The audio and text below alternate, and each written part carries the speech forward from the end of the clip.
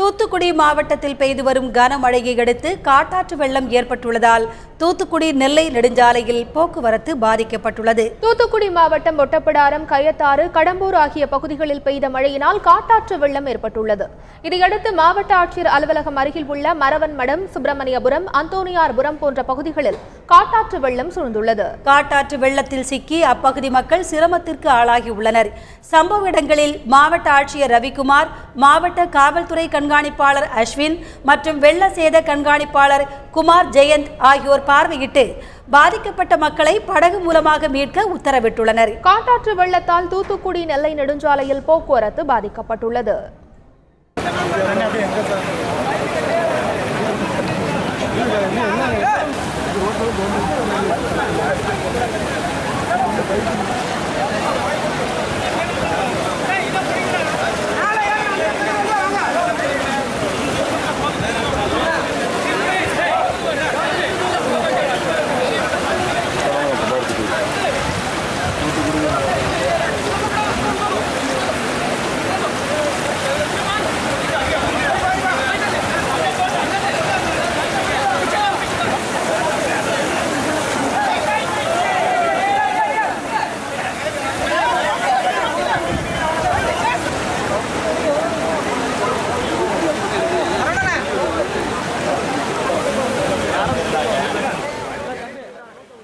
பத்து கிராமங்களில் நீர் சூழ்ந்துள்ளது.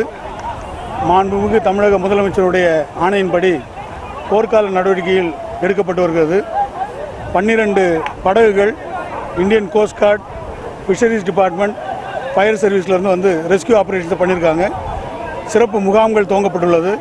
இந்த பகுதி மக்களை பாதுகாப்பாக தங்க வைக்கப்பட்டு அவர்களுக்கு மருத்துவ உதவிகளும் அவர்களுக்கு உணவுகளும் அங்கே வழங்கப்பட்டு வருகிறது. இன்னும் தற்போது கோடமலம் அந்த ஏரியிலிருந்து 22,000 கியூசெக்ஸ் தண்ணீர் திறந்து விடப்படுகிறது. இதன் மூலமாக இந்த வெள்ளம் இன்னும் ஒரு 2 மணி நேரத்தில் குறையறதுக்கான வாய்ப்புகள் இருக்கிறது. அனைத்து மக்களும் பாதுகாப்பாக இருக்கிறார்கள்.